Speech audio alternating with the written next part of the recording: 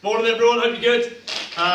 So as promised, 8:30, if you can just let us know if you can hear us, that'd be real good, and we'll get cracking as soon as we can. Got my Union Jack socks on today. The boys have decided not to partake today. This is normally, Harry's idea as well, so yeah, it'll be interesting to see what they come up with during the week. Socks on. See what. Cool, yeah, if you can just pop a little note below just to say you can hear us, that'd be awesome. And then we'll get going with some of your questions, and pop the questions below. Morning Anne-Marie, hope you're good. Doing our bit for, oh yes Sam, Crazy Socks. Make sure you put a picture of your Crazy Socks below so we can see, because obviously it's really important. Hey Jess, how you doing? Good stuff. Adam is on board. You can hear us, Anne-Marie, that's good news, good news. So we're just doing our little bit for social distancing here. We've sat quite far apart. We normally like to get nice and close, but today we won't. Pop your questions below because we're going to go through them. We've got some on our whiteboard that have come in across the last 12, 16 hours. So we're going to go through some of those things, and if we can, we might do a couple of little live demos where appropriate. And yeah, so most of you will know Mike and you'll know Harry from their videos. If you're being coached by us, you know Harry gets to record all the hard videos. Yeah. So does Mike as well. Mike uses the weights, it's too heavy. Yeah. And I just do the mobility ones. Some lady. Cool. Right, boys. Let's give everybody another minute and then we'll go. Yeah. So we've had some questions specifically around, like, obviously individual sort of things in terms of land-based swim sessions. We've had ideas around body weight routines, and we've got something that we want to share with you on that in terms of how to make sure you don't make mistakes when doing these body weight sessions at home. We also want to talk to you about some of our favourite protocols and how you might do them with a few weights at home as well. So it's just to keep the muscle on as well, because obviously using weights, it's a phenomenal way of making sure you stay as lean as possible, okay, along with obviously your nutrition, which is going to be super, super important. So obviously we mentioned a lot about training in the statuses up, but really your nutrition is going to be so important over the next few weeks to make sure you nail it. So yeah, obviously if you're being coached by us, we're going to be helping you with that anyway, but just going to drop you some ideas in this video. Yeah. Let's see, have we got any more questions coming yet, Harry, or not? No, yeah, we haven't had any more. Okay, cool. So I'm going to start with the first question that came in from Liam. So, Liam, if you're watching this, I haven't seen you come online yet, but I can't watch the screen as well as talk there. But Liam asked about doing cardio exercise, and obviously all these points here, I'll open up to Harry and Mike as well to give their point on it. So the first thing from Liam was, how do I do cardio without the normal equipment in the gym? So a really good question, and one there's so many ways you can do cardio routines. I think what we need to remember is that, by definition, cardio is anything that gets the heart rate, to an elevated level, and obviously within that you've got scope to create a cardiovascular effect by using weights. But if you're looking at body weight exercises that would be great for cardiovascular conditioning, sort of more cardio than strength, things like star jumps are awesome. In fact, when Mike and I did some testing back along, we found that the heart rate on jumping jacks of a bodyweight exercise was the highest of all. Okay, and we could get nearly 1 rep per second in. Okay, during that we do a little fitness test at the start of some of our at-home fitness camps, and we get people to do a minute of jumping jacks, and we found that when we tested that our heart rate was the highest during that exercise. So jumping jacks, which is basically a star jumping in. You've got mountain climbers, so you're in the press up position, yeah, like running. Okay. You've got simple things like getting up and down off the floor. So if you think about when we move our centre of gravity, yeah, so if we say for most of us around our belly button, when we take that up and down, that movement in itself creates a cardiovascular effect. Okay, so if you move your centre of mass up and down, you'll create a cardiovascular effect. So if we go on the floor and then stand back up, okay, then we're going to get a nice cardiovascular effect. Spend minimal time on the floor. Okay, not there for a sleep. So down and ups, we've got burpees. Burpees, so you're basically press up position, jump the knees in, jump up. We have mountain climbers. We've got jumping jacks. Anything that's explosive or ballistic in nature, so things like squat jumps or swap over lunges are great as well. And if you want to do something for the upper body, then maybe some things like dumbbell punches and band punches, those sorts of things are really good too. Obviously, anything that's explosive with the upper body, like explosive press-ups, etc. We're going to come through some of those in a bit as well. Lads, got anything else you want to add to that? Because I've kind of stolen that one. No, just for a lot of the guys out there, that are on farms and stuff like that, you can use tractor tires, will be brilliant. Exercises like that, where it almost takes a couple seconds to do each rep. So like you've got the burpees and down-ups, or it might take you 5 seconds or more to do 1 rep. Stuff like that. With like a tractor tire, you won't be able to get, it'll take a couple seconds to do. So stuff like that would be perfect. Yeah. I think things like, if you've got a bit of space and you're not going to see anyone, things like sprints, hill sprints, running, that's a really easy one. So you can still go out and do your runs, so long as you're maintaining your social distance. If you're going out and you're not seeing anyone, great, that's fine, you could do it. Or if you've got a bit of a hill outside, you can do some hill reps, sprint up, walk down, or anything like that is still going to be really valid. Bear crawls are pretty good sometimes as well, especially if you've got a bit of a hill. Bear crawl up a little bit, walk back down. Really anything quite dynamic is going to be key for the cardiovascular. Out on your bike, again, if you're on your own, I think that's still all right at the minute if you're not meeting up with other people. Hit those hills. Yeah.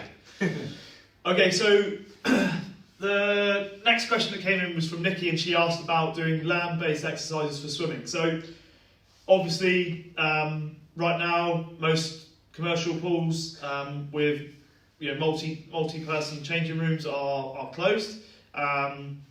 Indoor leisure facilities, are closed at the minute. So if you are in a situation where you need to do some land-based training for your swimming, okay, obviously swimming is a very skill-dependent exercise, so it's very difficult to exactly mimic the swim stroke, okay, so it's very difficult to do that. Like, it's much easier for us to go and cycle and run, okay, and maintain the skill element, whereas swimming it isn't. So what we need to think about here with swimming is, okay, so you've got obviously your metabolic demands for swimming, so you've got the things, so whether you're doing a sort of a short sprint or you want to take, whether you're doing pool-based or open water-based swimming, those sort of things you need to take into account, distances and time, but also perhaps the muscles that you're using and sort of keeping that body position. So I've actually just written some land-based sessions for my athletes who I'm coaching for triathlon, who quite clearly won't be going swimming very much, certainly indoors for a long time.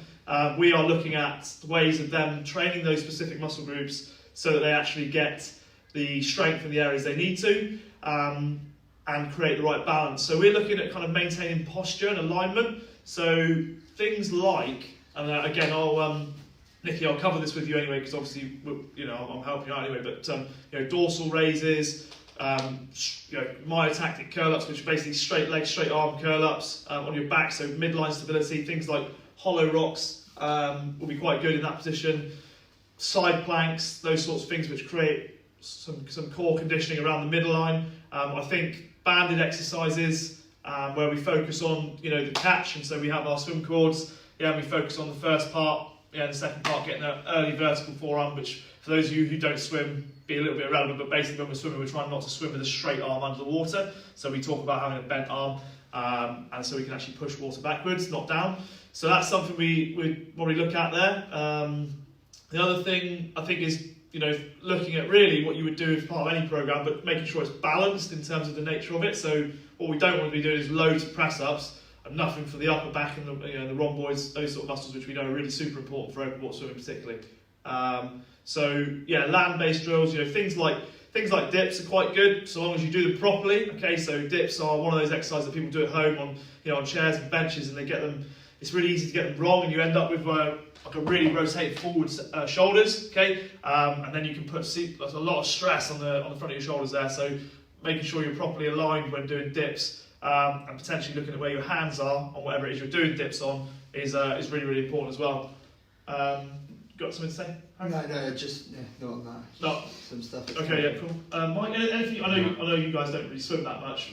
Harry swims amazingly, actually. Yeah, he went straight down to the bottom of the pool, back up again. Swan. Yeah. Swan.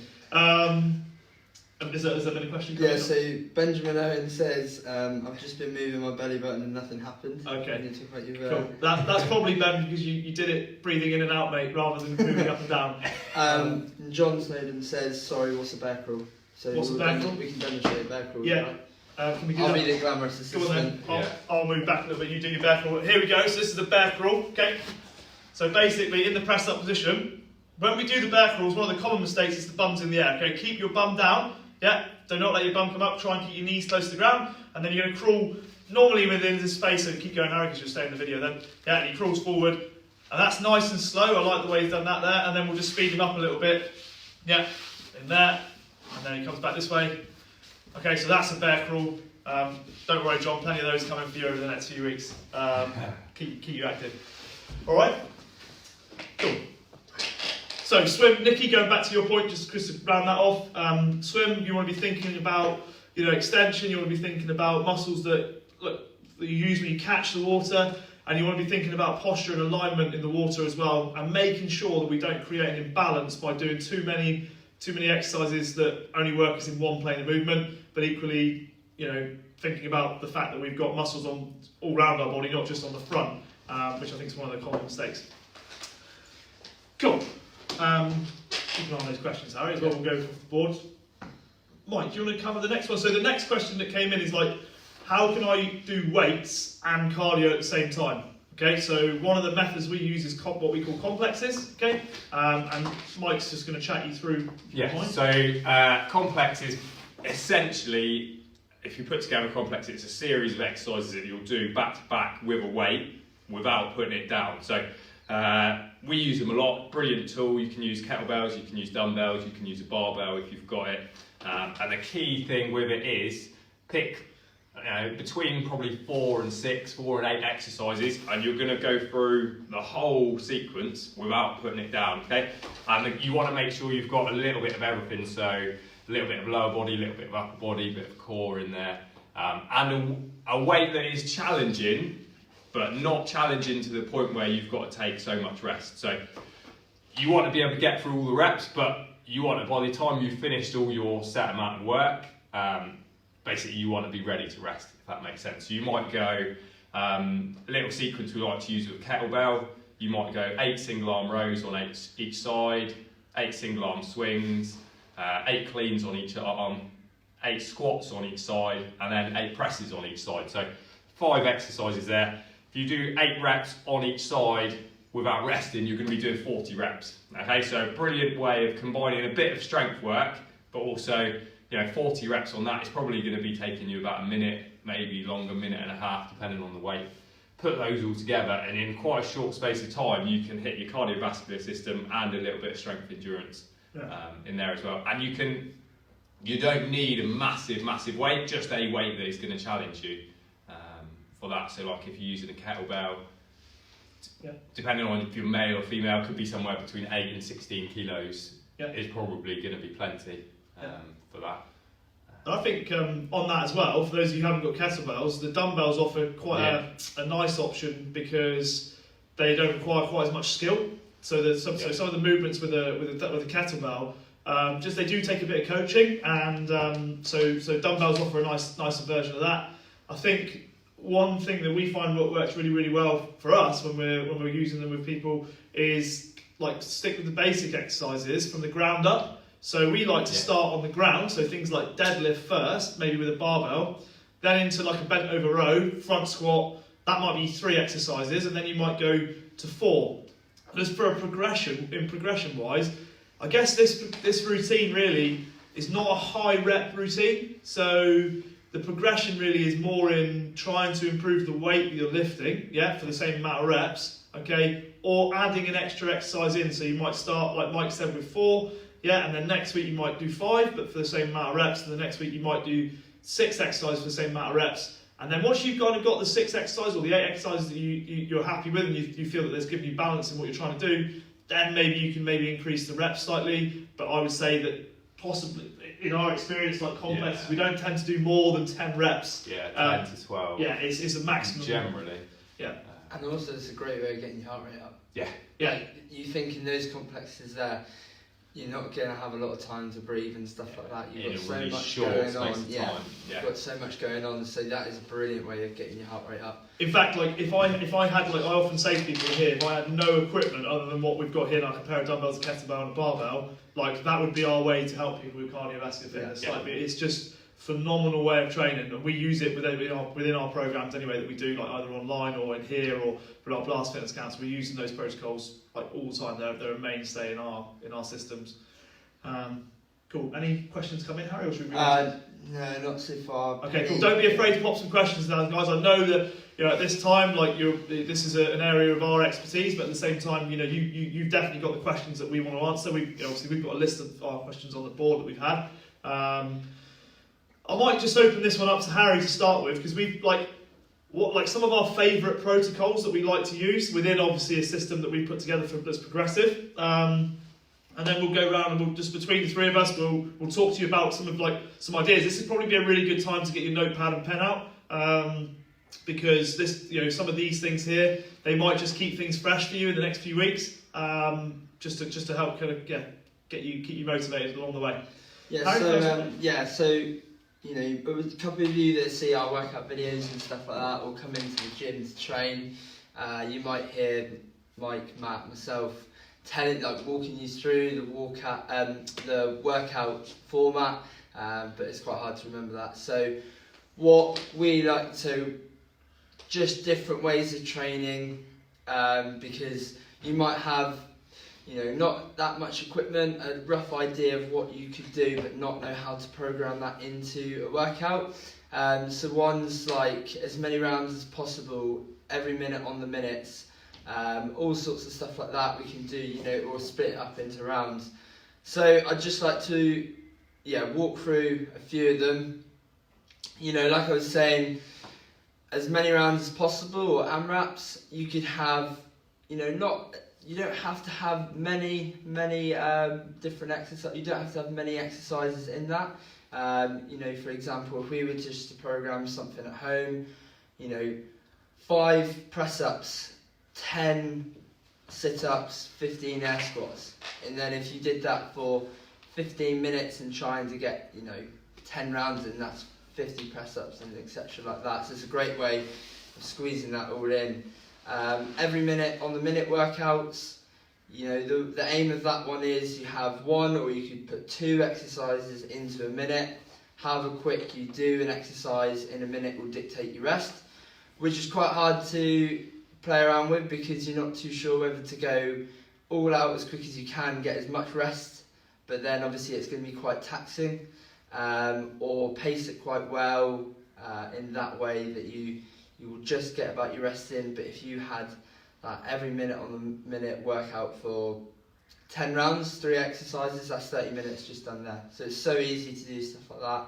What about you guys? There's other stuff. Yeah. So we've had as many rounds as possible.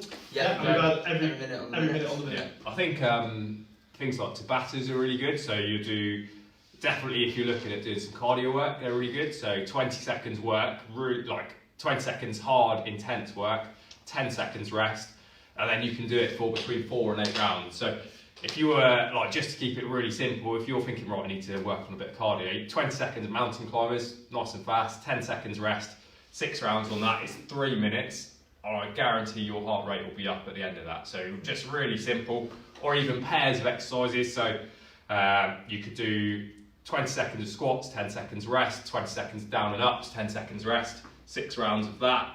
Again, once you've done your 6 rounds, you're going to have your heart rate up and you're going to be starting to work hard. So Tabatas, which are 20 seconds work, 10 seconds rest, really kind of easy and simple to do. Find yourself, on that note, you can easily, there's loads of online timers and apps for timers. So we like to use the one called a Gym Boss. I don't know how you use a different one. Yeah, I like to use one called SmartWOD.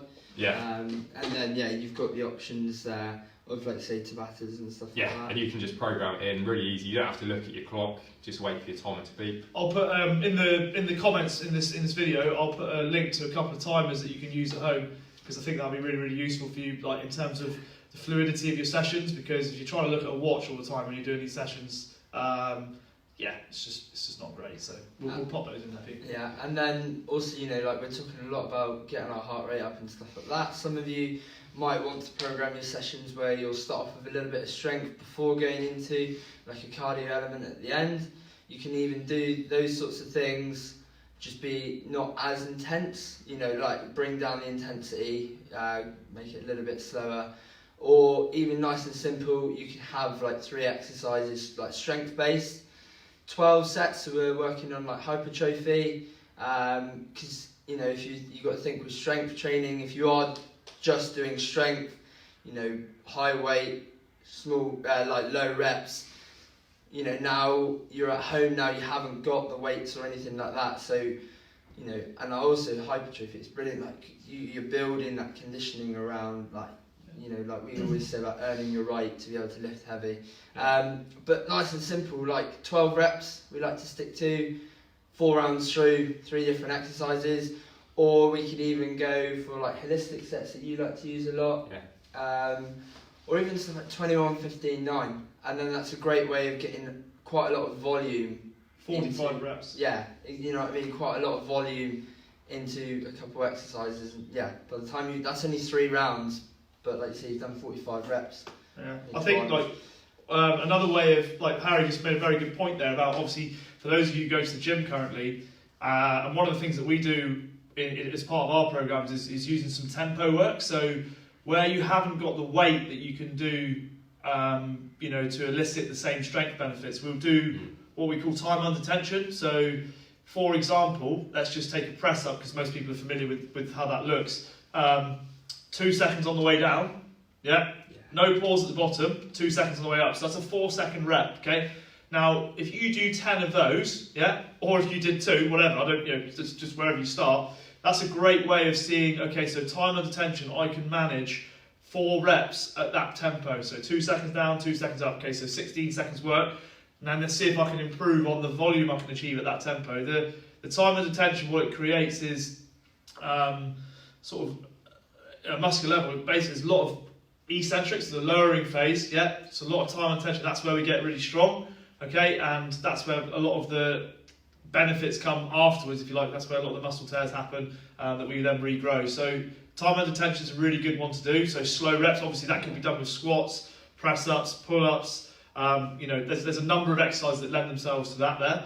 I would say also with that, like, what we do like focus as well, because a lot of people talk about mobility and flexibility. A lot of people's mobility problems come from a lack of stability. So if you think about when people are trying to, you know, be more mobile and they don't have the strength, the very strength to support those structures, so the brain kind of stops you from moving in those patterns. So hold positions are really good. So things like squat, but hold in the squat position, hip bridge, so on your back where you work in the opposite set of muscle groups, the hamstrings and the glutes, hold in that position, good things to do. Planks are obvious, like lots of people know about the plank. So any kind of hold position where a joint is at a fixed angle can be a really good thing for building up joint strength, and then off the back of that, as you build joint strength, your ability to improve your mobility. So that was a bit of a mouthful, wasn't it? Your potential to improve your mobility. Is that, I mean, that's the eccentric loading part, like, you know, we didn't even mention, but that's perfect. If you're, you know, a guy or a girl that's usually in the gym, loves lifting weights, and like that element's gone now and you're at home, that's perfect. And it wouldn't even take the key is 10 reps. You don't need a lot of weight, do you? Doing your time under tension and eccentric. If you've just got a pair of dumbbells at home or a couple sets of dumbbells, you can generate a lot of time under tension. And make those muscles work hard. Whereas in the, you know, normally used to lifting heavy, you kind of just scale it back, but still you can still work pretty hard. Even some like plyometric training and stuff like that.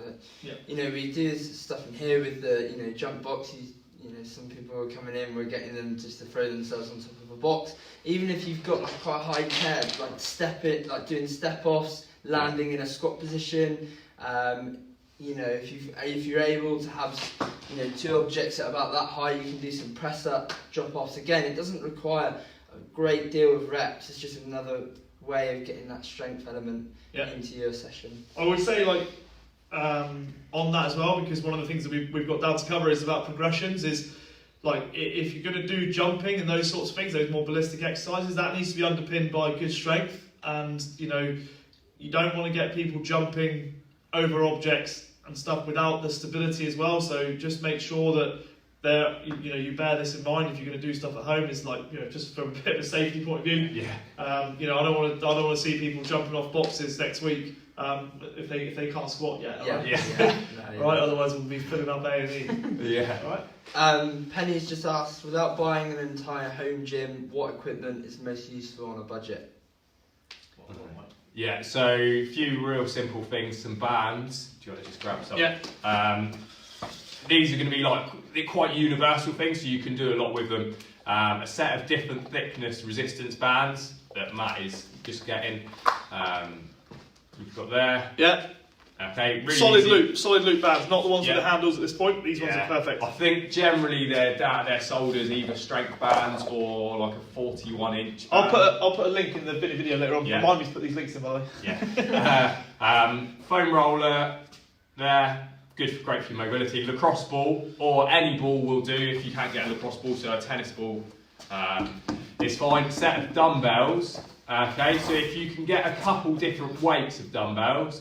That's fine, nicely modelled by Matt there. But they're really heavy actually, it's 1 rep max. That. Yeah. I did 2. Those, That's probably perhaps like if you're just wanting to keep it quite simple, that maybe a couple different weights of dumbbells is going to be really good. A gym ball possibly is another thing that without spending a great amount of money is good. Like I think you can pick those up in Argos. There you go. Anti-burst. Yeah, anti-burst one. I think they're from like £15 or £20 in Argos. So again, that's not going to break the bank. Maybe a medicine ball, but you probably Basically, slam we're just ball, getting Matt doing shuttles. Yeah. Getting doing some fitness. So I'm working my cardio system now. I think if you had all of those things, there is a massive amount that you can do. Yeah. Throw in your body weight and use a chair or something as well, and you've suddenly got masses you can do. So even those few things. Even if you refine that down to, if you go right, okay, so I'm going to get myself a foam roller, a lacrosse ball, a set of bands, and a set of dumbbells. Yeah.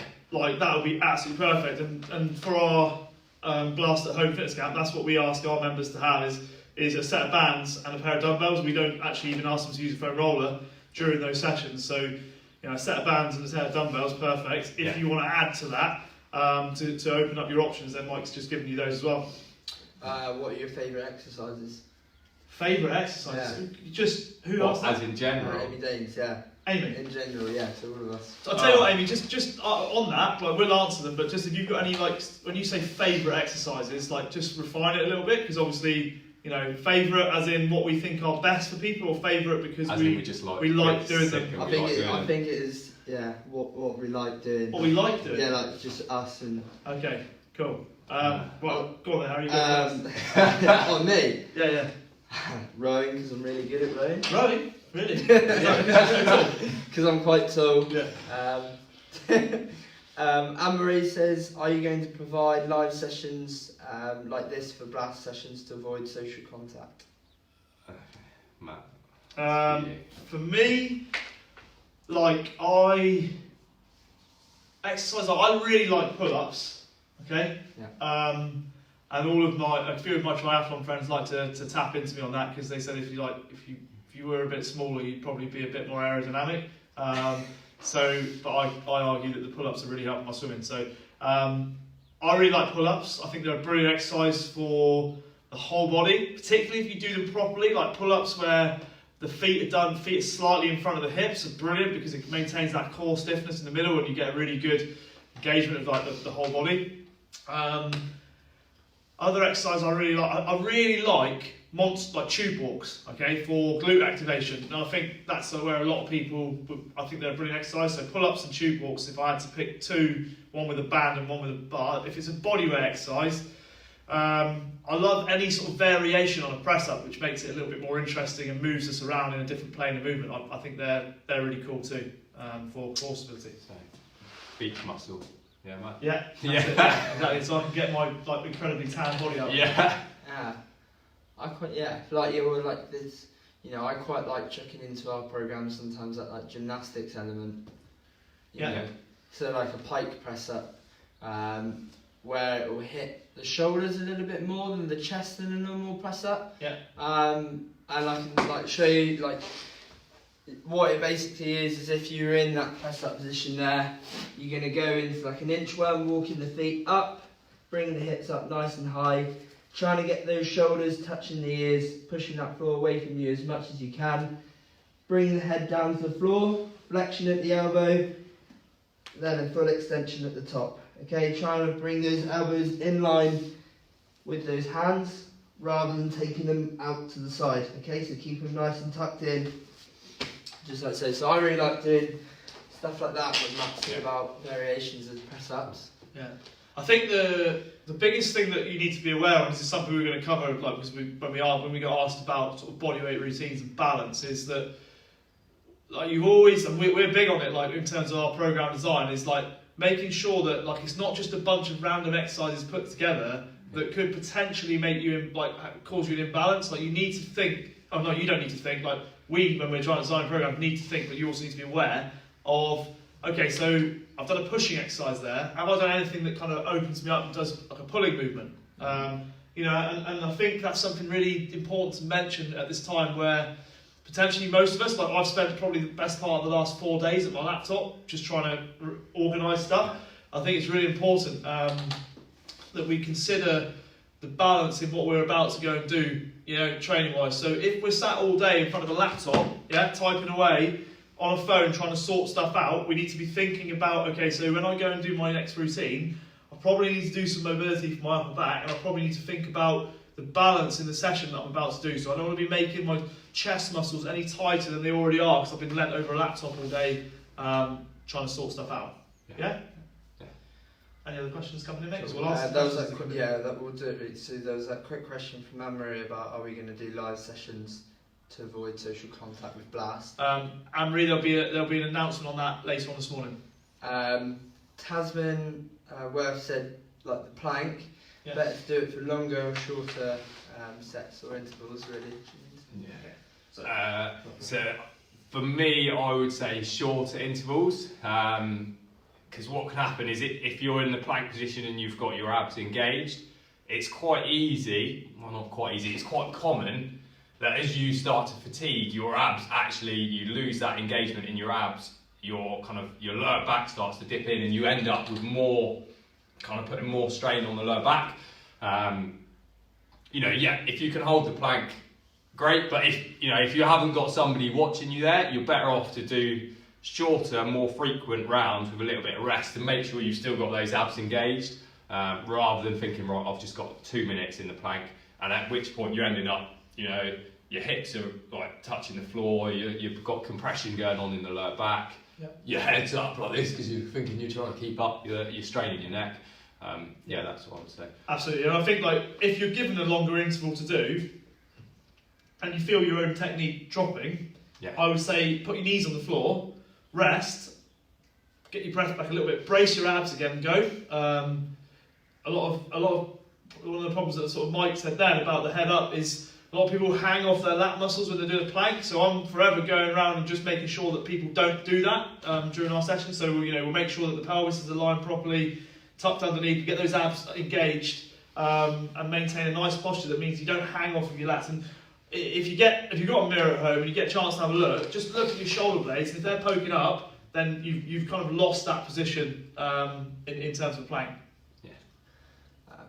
And then also when we're going back to like variations or like formats of an exercise and stuff, I think with a lot of workouts or exercises like that, it's a real mental battle if you're going to hold a long interval, something like that. So mixing it up with like we do in here, our plank leg lifts or reaches and stuff like that as well, just so it just doesn't get too boring. Yeah, there's heaps of options in a plank position, and they aren't the only exercise for the core, but they are a good exercise. I'm not saying that. Faye says, what's the best music to train to when on the turbo trainer? Ooh, good question. That's to be fair, you got to think, what sort of turbo session are you doing? You could have a 60 minutes, or I know you program a lot for these people. Yeah. A 60-minute spin, nothing too intense. Yeah. So it's like one, it comes down to personal preference, I say. Yeah. And what type of session you're doing. Yeah. But I guess we'll all go around and say. Yeah. I mean, I personally love listening to a bit of AC/DC whilst I'm training, but at the same time, like Harry made a very good point there. You don't want to be listening to AC/DC when you're trying to do like a nice, easy, active recovery, because as soon as something comes on that lifts you up a little bit, heart rate goes up, and you power for it, and suddenly you've lost the point of the session. So yeah. I mean, you've got to know what you're trying to achieve with your session. Yeah. And then just choose something that you like based on that. So if it is something that's going to be real high intensity, you want your music to match that. Yeah, definitely. But if it's something you're just going to chip away at, so a bit of Fleetwood Mac or something, just to nice, a bit nice. We'll carry on with. Cool. Yeah, keep coming with the questions in, guys, as you come online this morning. We'll keep working through the ones that we've got through there. My eyesight is reasonable, but my writing is horrendous. So we've covered cardio without machines, workout formats. So we've mentioned a few workout formats. One of the ones we haven't really mentioned yet is, so Harry mentioned like AMRAPs and every minute on the minute. Mike mentioned complexes and Tabatas. Yeah. One of the things that we quite like doing, we use these at the end of month, not always at the end of a month, but typically we'll retest people and see how they're getting on. So we might make up their own little challenge in here, so I'm not going to go through the details of that because that's kind of irrelevant, but at the same time, things like, okay, so I'm going to do 8 1-minute rounds. You might pick 8 different exercises to do, or you might pick 4 exercises to do and do like 1, 2, 3, 4, 1, 2, 3, 4 and repeat. So that's 8 minutes of work, and what I want you to do then is just count how many reps you do, okay? So like you might achieve 163 reps, let's just say, across those there. You make a little note, okay, week 1, 8 minutes, I did these 4 exercises twice, I did 163 reps. In a month's time, you do the same 4 again, and you see how you get on and count that. So that's a nice way of just doing a simple test, just to make sure that you're doing that. And obviously, you can make it more cardio based, you can make it more strength, you can mix it up a little bit. I would say with that sort of thing though, the exercise needs to be easily replicated. Like you don't want to start having anything where you have to get in like too much complicated stuff with a band, like things like squats, press ups, pull ups, those sorts of things lend themselves really nicely to that sort of format. There's not too much faffing around between the exercises. Obviously, if you've got equipment available to you, like I don't know, a bike, an assault bike, something like that, or a rower machine, then possibly you jump on those and do them as well for a sort of a more objective calorie or meters sort of based routine. That's cool. The next one, mobility with longer periods of sitting. So I alluded to this a minute ago. So that's one of the things that I actually posted online earlier in the week. Is obviously we've been sat down a little bit more, so mobility routine. So I don't know, Mike, do you want to just discuss a little bit of mobility for the upper body? So I think obviously, especially with people being like a lot of people working from home, it's really important to maintain your mobility. And I think the easiest way to do that is just like day to day. So even take aside, take out of the exercise front, just make sure you're getting up, moving around. So if you're working at a computer, every few minutes you're going to get up, walk around, get those hips stretched out, kind of just get that chest up. Because if you're at a laptop, like Matt was saying, you have a lot of time here, tight across the chest, tight through the front of the hips. Just make sure you're getting up every 15 minutes, every 20 minutes, have a quick little walk around. Drink water. Things like that.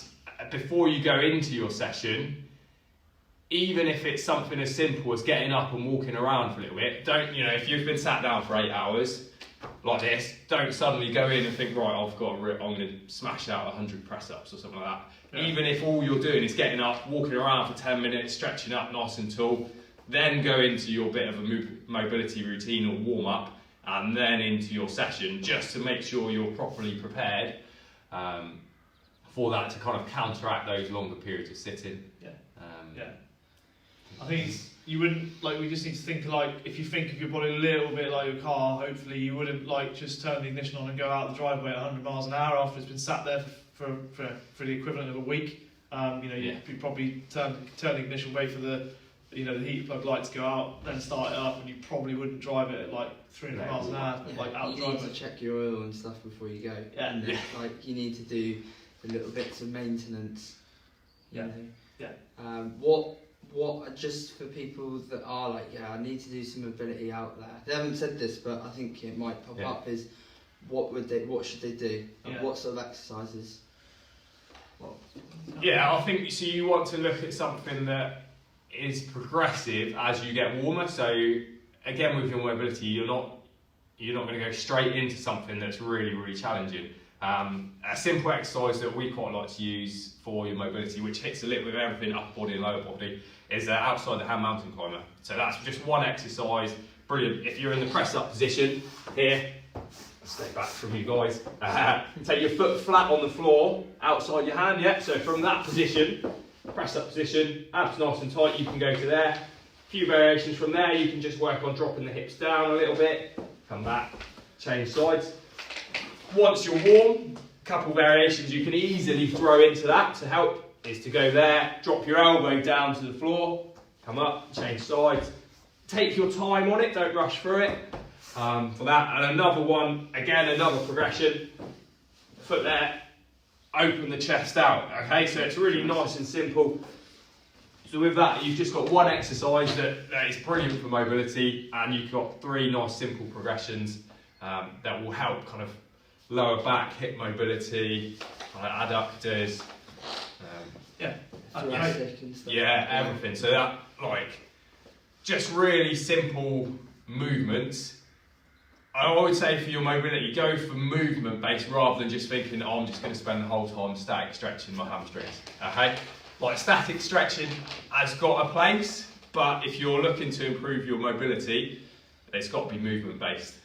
For that, because you'll generate a little bit of strength work at the same time, which will in turn have a knock-on effect to help your mobility. Yeah, bang on. Good. Next thing was about, obviously, like we're talking, some more detail about some of the areas of the body, which I think is absolutely bang on. That's what this thing should be doing. It should be educating and helping you understand why. But equally, like, how can we make it fun? I think a lot of training is process driven. So, ultimately you get results. That's the bottom line. But in getting results, you can still have fun, and you should enjoy your training on the whole. Like, some of the training is not going to be enjoyable whilst you do it. In fact, I'd argue that some of the sessions that are really effective probably aren't that fun when you're doing them. But you get the result, and the result ultimately is happiness, and that's what we're all aiming for. We got down here making it fun and getting the kids involved, which I think is a great thing. And I think, without Joe Wicks actually did copy my at-home fitness camp idea. It was a month later than me starting it. I will put that out there now, but we might do the same sort of thing as he's now doing, which is this kind of PE lessons, PE sessions for the kids. I think it's a great idea, and we might introduce like a little crazy sock Tuesday routine, which includes the kids, because Harry, although he's wearing his nice best white socks today, is actually quite good at wearing crazy socks on Tuesdays. Bit of a joke in here with all our clients who train on Tuesday. Throwing the ball a bit there. So, on a serious note, I think definitely getting the kids involved. Yeah. Especially if you're at home, if you are having to stay at home and the kids are at home and they've not got any school. Get the kids involved, make it something fun. If you've got little tiny kids or babies, include them in your workout for your squats and things like that, even if they're too little to do anything. But make it a family, fun environment. You don't have to worry about the kids working hard. They'll just join in and the kids will have fun, and you'll probably find for a lot of stuff you're having to keep up with your kids. Yeah. is that experience? Yeah, especially your press ups. But even I think if you're used to training on your own, especially if you're out there doing videos or whatever you do, if you're used to training on your own, as soon as the kids are back, that element will make it more fun. Yeah. You can have a laugh for it. You can also use some of the coaching cues and points that we make to you, help out with them. And like you say, pick up your baby, pick up your dog and squat with them. Yeah. Make it, and have a laugh. Yeah. Cool. What was the other one? Oh yeah, so this is just an idea that Harry actually had last week, was the odd object. Go on, Harry. Well, no, this ties in with we should have brought this up earlier, but when we were talking about, you've minimal equipment, or like Penny was asking about what can you do on a budget. let's say you really don't have that budget at all, like you've got nothing else, you really have not got however much to spend on, you know, even though they're quite cheap, a couple of dumbbells, you'd rather put that money into something else. Something that's coming up a lot in when I look around at different programs that I follow and stuff, is some like odd object equipment. So like I said, using your dog or something like that is just, you know, a bit of fun. But, you know, we were thinking about your backpack or your rucksack and something like that. If you soon, you know, like if I just grab some of the books that Matt was looking at earlier, even if you were to throw just those in a rucksack, that's already still quite a bit of weight there already. Yeah. So, yeah, just filling up a bag that's something like that, and you can do all sorts of movements with it. You know, with the rucksack, using the handles, you could go into some bent over rows with that one there. You could turn it up and hold it, go into some squats or some squat and presses with the bag right above your head. And yeah, that's what I thought. The other one I thought about is like a lot of people have got a bag of compost. If you just pretend those books are a bag of compost, like you can do stuff where you pick them up off the floor, put it on one shoulder, and back down, put it on the other shoulder. You know, as well, like when we went back to when we were talking about mobility, a couple of the stuff we put into our mobility programs, we'll put in the comments. Do you have a broomstick to hand? Yeah. So you know, we have got PVC poles. Okay, he's coming back. I don't know if it is. Yeah. We've got PVC poles here at the studio. Some of you might have a bit of PVC, especially if you're plumbers and stuff like that. You have a bit of pipe at home to use, but easy, like it's the same width as a broomstick. I've often used a broomstick. Yeah. You could do like your PVC Pass-Throughs, okay, or around the worlds for a bit of shoulder mobility and upper back. You could overhead squats. Overhead squats. You know, not only are you doing your legs with the overhead squats, again, you're working your shoulders. So you're balancing it around a bit. Trying to think of other stuff now. Even things like farmers walks. Yeah, if you've got 2 buckets and you want to put some farmers walks in, fill them up with water, fill them up with sand. Yeah. 2 farmers walks. Probably a bucket is going to be what, 25 kilos. Yeah, it'd be really heavy. Yeah, fill it right up. Yeah. So things like that. Deadlifts. You know, again, you can if you've got something heavy, you can do a deadlift with it. You can replicate a kettlebell deadlift. Like a bucket of water, 25 kilo deadlift or something like that. I think like logs are pretty cool. Like you can use them as like weighted objects that you carry. Like you can do stuff, but we quite like doing stuff that's offset. So you might hold an object on your right side and do something on your left side. Really good way of training the core and making sure you improving movement patterns. So obviously we can mix it up a little bit and use different objects, different exercises. Yeah. Cool. So that's the odd object bit. So keep banging your questions down below. Obviously, I appreciate you probably all got your own individual ones. That's absolutely great. Just pop them below. We've been answering individual questions as we've been going along. If you're just joining now, the next thing that we've got down, and we just thought we'd mention, is like what we call a finisher. So session structure varies a little bit between individuals, but the general structure is is some myofascial release using the foam rod, so to help relieve any tension. Okay, then we do some mobility, then we raise the pulse, okay, a little bit, then we do our strength work if that's what we're working on, or focus on whatever area of conditioning we're working on, and then we might do like what we call a little finisher. Okay, now the finisher is designed to, it's a little spike at the end of a session, normally before we cool down, to raise the metabolic rate, but also to target a particular area. So we might target the legs, we might target the abs, we might target the arms. Okay, we might target the cardiovascular system, so specifically designed to do that. And I think they're a great way of finishing off a session, and you can kind of couple them with a challenge. So if you want to use like a 4-minute finisher for the legs, okay, you just see how many rounds you do. So one finisher that I love doing, lunges, squats, jumping lunges and jumping squats. So just in case, normal forward lunges, in there, okay, that we do as part of our warm-up, but you just maybe do them a little bit faster. Bodyweight squats, jumping lunges, and then you can bend the back knee a little bit more, if you want to, or you can go slightly lower, and then jump squats. All right, so you might do 12 reps of each of those for 4 minutes and see how many rounds you do. But one thing you've got to be careful is use your technique, okay? So you need to make sure your technique's bang on, because obviously if you want to try and replicate this and see if you've improved, then technique is important. and then going back to the workout format. So say like the exercises Matt's just used there for 12 reps, you say. Next week you could do that same exercise there, but 20 seconds on each one, rather than reps. Rather than the reps. So you can always have, exactly. It's a progression on it. You haven't had to change it up too much, or haven't had to think really hard about what to do. Yeah. Just change it up. And I think on that as well, it's important to remember that whilst we are trying to make sessions fun, there's nothing wrong with repeating the same movements, okay, and developing the skill. So I think we always like to change the format a little bit for people to keep it interesting, so they're never doing the same sort of session every week. But equally, there's nothing wrong with doing very similar exercises. The same exercise, the same movements to learn them.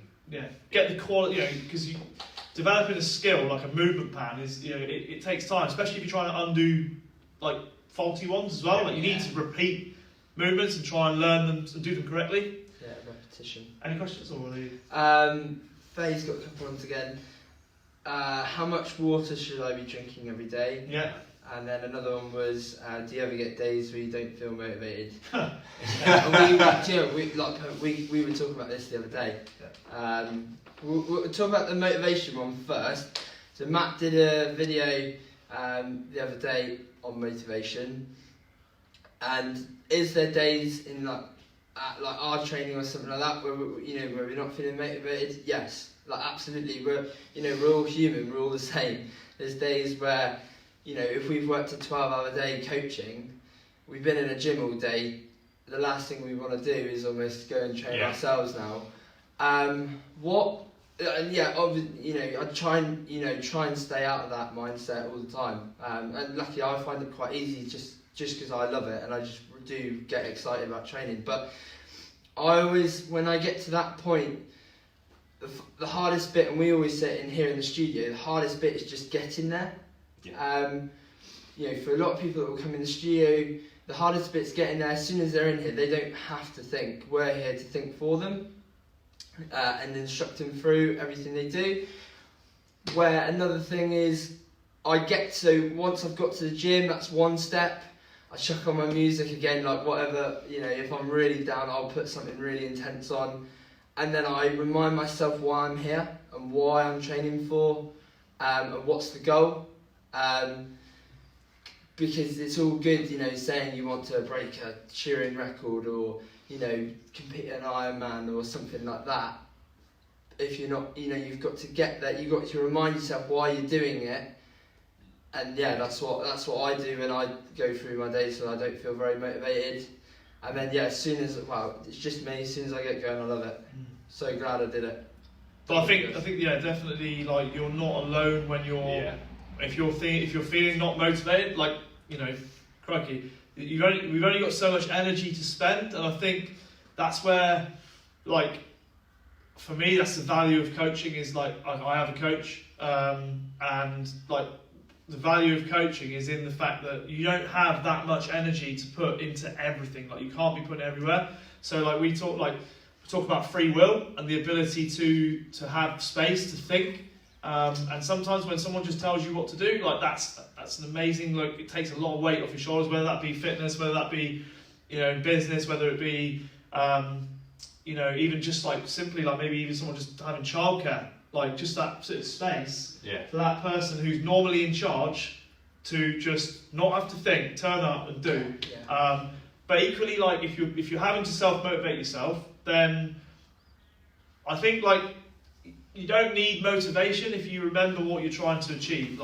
It's when we forget what we're trying to achieve, and if we haven't projected what we want, then that's when things can wander a little bit, and they will. It's not a straight line between where you are now and where you want to be. It never is, but you might hit a plateau. You might hit a plateau, but that's where you don't need motivation at that point. What you need to do is remind yourself of why you're doing what you're doing, like Harry said. There's and we all, motivation does go up and down, but the one thing that and goals do change a little bit. But the one thing that we can all do is remember what we're trying to do and why. And the feeling afterwards, after you've trained, dare I say it, feel invincible. You feel really good. Don't you? I think one thing that is just going to make it I think really works is have your set time. So don't think, on a Monday think, right, I'm going to do some training this week. Think on it, have it so you know, right, Tuesday, 6 a.m, that's my session. Yep. Wednesday, 5 o'clock, as soon as I get back from work or as soon as I finish work, that's what I'm going to do. I think that is something, so it's not a, oh, when I get around to it kind of thing.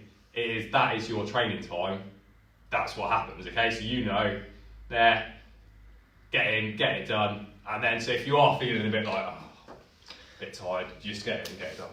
Also, you know, we have a client that comes in, Will, and he said something, you know, like something about like excuses, and like if you know say it once, that you'll give yourself an excuse to do it again. So developing a habit. Exactly. So you know, like Mike's saying developing a habit there, get into a routine. Yeah. But don't, you know, there'll be days, there'll be days where I'll be leaving the studio and I'll go, I've got nothing left now, I'm going to go home. But I won't do that again. Like, I'll have a talk with myself, I'm not going to do that again. Like, don't get into the excuses of, okay, you don't mean to do it, but it just happens. Yeah. You'll give yourself an excuse to do it again. So yeah, perfect. Get yourself into a routine. Take your kit with you. If you know you're going to work and you know you're going to train after work, take your kit with you. Don't leave it at home and go home and get it. Yeah. Because there's so many people I know that will go home as soon as they've hit the sofa to quickly look on their phone before they go to the gym. That's it. They're there for 2 hours now. You know. I think in terms of like routine right now, so obviously we're all in a situation where our normal is gone, like for a minute, okay? So what we need to try and do, and we as coaches have been discussing strategies and ways that we can help people to maintain as much normality as possible, yeah? Things like getting out of bed at the same time as you do, yeah? Don't get into the habit of getting out of bed later. Get up at the same time, get on with what you normally do, yeah, in the best way you can. You know, try to remain as social as possible. Again, that's one of the things we've said. And the accountability as well. So if you've got someone in your network who you can be accountable to, so if you're not being coached, okay, if you're being coached by us, you will be accountable, and we'll help you with that. But equally, if you're not being coached and you need a bit of accountability, I suggest you find someone who knows you really well, who you respect, and tell them what you're going to do, and then they can hold you accountable to, you know, to what you've said you're going to do. Okay. Yeah. I think that's really important right now, is that in order for us to maintain some form of direction and accountability, which we know really helps, and coaching element even within your own social networks, I think is something that you can all do. Okay? Yeah. Don't surround yourself with negative people that don't want to help you towards your goals. Yeah. Surround yourself with people that, you know, get yourself a training partner. Yeah. Perfect. But yeah. Any more questions? Just the water one. Oh, the water? So like the required is, yeah. Yeah, so like as a general rule, I think that came from Faye, didn't it? Yeah. Yeah, so as a general rule, we're looking at 2 litres, okay, per day. But that's pretty general. One of the other ways you can look at it is, okay, so 1 litre for every 50 pounds body weight. Yeah? Yeah, I think for, like you say, if you're looking at that, for a woman, probably 2 litres is fine. For a lot of guys, you're probably looking at 3 to 4. Yeah, if you didn't want to be kind of working out your weight or anything, if you, as a woman, if you're hitting a minimum of 2 litres, and a guy you're hitting, depends how big you are, but 3 to 4 is a really easy way of looking at it.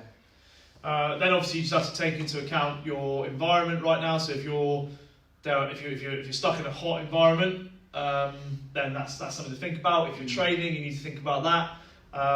And also just making sure you're hydrated. It doesn't mean just water. Like, so you need to think about, like, if you're doing quite a lot of indoor training on your bike right now, because that's quite conceivably going to happen for some people, you need to think about the hydration element, not just in water, but in terms of like your electrolytes. So, you know, a nice simple way, like a little pinch of sea salt, just to help with that as well. But if you've got electrolytes, then I would consider using them during sessions. On that note, I think it's really important that right now you do exercise that's efficient in terms of its time, but also in terms of what the demands are on you. So we need to make sure that your immune system is as solid as possible right now. So we don't want to be doing like really long sessions that could potentially weaken your immune system further. So that's certainly something that when I've been looking at my clients' programs over the last few days, like online coaching that we're doing, like I'll make sure that their sessions are sort of, it's a little bit less relevant towards an event right now because there's less events on, but more relevant to their current situation and making sure they stay as healthy as possible. Shorter and efficient. I think. It doesn't need to be like necessarily less intense because it's all relevant to your current fitness levels, but it just needs to be efficient in terms of what you're trying to achieve. Like so, it's targeted. And I just think at this time that we're in at the minute, like the last thing you want to be doing is getting yourself dehydrated and stuff like that. It's one simple thing that doesn't take a lot of work. No. Drink more fluids, make sure you're hydrated. And it's, I always think, talking about alcohol and stuff like that, like you've got a lot of time at home now, the last thing you want to do is suppress your... Yeah, exactly. Do not get into the habit of having a beer at 5 o'clock. Self-medicate. No, you've really got to make sure you look after your health right now. Like the last thing you'll be doing is suppressing your immune system. Yeah, I just really wanted to talk about that because I'm walking. We were saying we're walking through Tesco's and stuff, and it's just like people have just gone, well, I'm self-isolating. I'm just gonna grab that, and I'll be sat at home. I can have one. Yeah. But that's the worst thing you can do. Right? We won't want to. That's cool. So there was a great question here from Sandra. Just scroll back through. Yeah, what can you use instead of a band? I have no weights. I have weights but no bands. I'm not going to recommend you use anything other than a band for band type exercises because I've seen people sort of try to use bungees and all that sort of stuff. I'm not going to recommend that. Yeah. That's not a great idea. So I'm just not going to recommend that. Like you can do a lot of exercises with dumbbells that you can't do with that you can do band. Or if you haven't got a band, look to substitute out that exercise for another exercise that hits the same muscle group. Yeah. So if you had for example, a seated band row. Yeah. And you haven't got a band, but you've got dumbbells, go to a bent over dumbbell row. Yeah. Something like that. So don't necessarily try to replicate that band exercise, just substitute it out for something that's hitting the same muscle group. I think is going to be the safest. So Sandra, because it's your question, I'll give you something that's relevant to you because you know it. So say it's a tube walk, instead of it being a tube walk, it will become a lateral lunge, so a side lunge, so you're working the same plane of movement.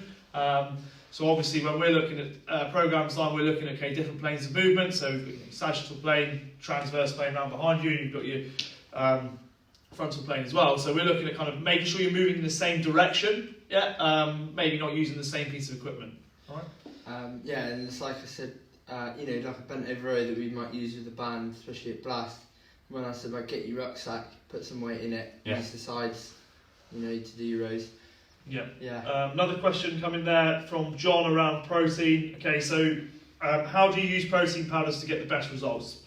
Okay, so when it comes to protein powder, obviously yes, we're trying to eat real food. Okay, protein powder is a great way of making sure that we keep our protein levels up. Okay, one of the biggest mistakes that a lot of people make is that they're on a nutrition front is that their carbohydrates, proteins, and fats are not in the optimal balance, shall we say? So we have a sort of a ratio that we like to work with people in terms of when they're trying to get lean and lose body fat. And one of the things that we find often is that that carbohydrate is too high. Proteins and fats are too low. Okay, as a sort of an overall look on the total calories you've taken in on the day. The percentages are out. So protein powders for me, pre-workout, if you want to have a protein shake, then the amino acids and everything that's in the protein powder are in the bloodstream ready to go.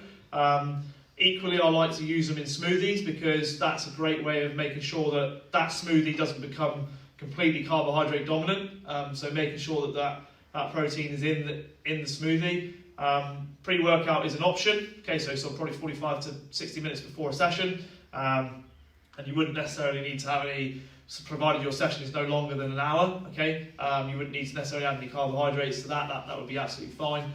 As far as post-workout is concerned, if you're going to have a post-workout shake, then potentially I would look at maybe having that protein powder with a source of carbohydrate blended up, so you take the fibre out of it, gets into the bloodstream quickly and gets you recovering as quickly as possible.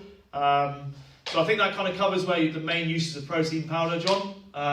Obviously you can use it to stir into porridge and those sort of things, overnight oats, those sort of things. I don't know, Harry, Mike, got any other I think just get the best quality protein powder that you can, because when you look online there are hundreds and thousands of different brands, different types. I'd say just get the best quality one that you can with minimal additives in terms of sweeteners, flavours, things like that. So I know there's a couple like Matt, you like Sun Warrior. Sun Warrior is great. We use Raw Sport, it's good. Yeah, I mean my protein's really good, like it's not expensive. No. You can get a whey protein, and that's something to bear in mind as well, right? So if you know that you're dairy intolerant, okay, then obviously a whey-based protein or a casein protein, which is milk derived as well, you don't want to be eating or consuming those products. You want to be going for a different sort of protein, okay? So a plant-based protein, if you want to call it that. On that, perhaps avoid soya-based proteins because they can be quite highly processed. So I would say, from my point of view, avoid anything soya-based. Yeah, I think we all agree with that. I think soya-based protein, very poor quality. Often used, in cheap, sort of like you'll see it like you get those like bars that say they've got like 10 grams of protein in it. They'll be like mainly soya and like pretty much useless. Soya is another like highly estrogenic source as well. So I'd want to just take it back. Like, don't get too hung up on protein powders. Like, don't almost like a lot of people when they come into training, that's all they think about is like, what supplements do I have to be taking? I think for a lot of athletes, like or people that train and stuff like that, like there's a certain level where you need to add in like a supplement like that, because you can get everything else from so a supplement should be by its nature to supplement your already pretty good diet. I think that is quite exactly. If you think of a protein, like if you think of like a protein powder, like your one upstairs, it's 25 grams of protein per serving. A chicken breast, lean meat, not like but there's about 20 grams of protein in a chicken breast. There's ways of getting it in your diet, because I get asked it all the time, especially that I've got my junior strength academy. They're all young. I remember when I was that age, when I was with these guys, we'd always be on at them like, if we take protein powder, will we get big? Like, no, it doesn't work like that quite. You can get everything you need from a well-balanced diet, rather than having to supplement that out. Because we had a chat the other day on another program we're doing about protein bars and stuff like that. Yes, it's good. It's a quick fix. But again, talking about routine, don't get in the habit of having one, because I'll have like a grenade bar or something like that, which has got about 20 grams plus of protein in. I think they're about 200 calories a bar, but I'll only have that's not. I don't want to be eating that all the time every day as another source of protein and carbs and stuff like that. So that's what I'd say on protein. I think we've covered that one pretty well. The next one, Sandra, I'm just scrolling back through. Sandra's asked, for those who've had to stop coaching for financial reasons, exercise routines we could access on a very limited budget. We actually do that already, so our Blast at Home fitness camp. So we do that as like a little private group where Mike, Harry and I record videos 5 days a week for people to follow along at any time as part of a closed group. That's £40 a month, so it works out at £2 a session, okay, for people to do. So super cheap, and and you get a quality, program, as much quality as we can put into it. Bear in mind you're not there with us in person, all right? So that's certainly something you could do. Diet protein, we kind of covered that, hopefully, Becky, with what we've just covered there. Any other questions there? I think we've covered all of that. If you want to look at a diet protein, you need to be looking like at an isolated protein.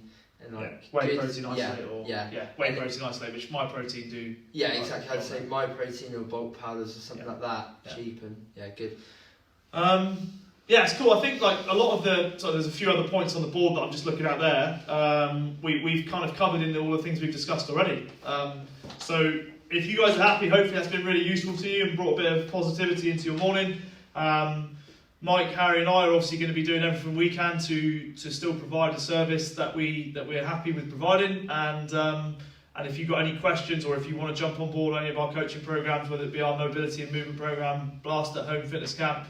And if you think you need something a little bit more bespoke over the next couple of months, then obviously we can look at that for you as well. We do all that already. So hopefully that's helped you guys. Obviously we're really happy that we've been able to do something like this for you. If there's any questions, obviously pop them below. And Mike, Harry, and I are going to be pretty busy over the next few days, so if it takes us a couple of days to get back to you, just bear with us. All right. Thanks, guys. Yeah. Happy? Cool. Have a great day, everyone. Cheers and go. Thank you.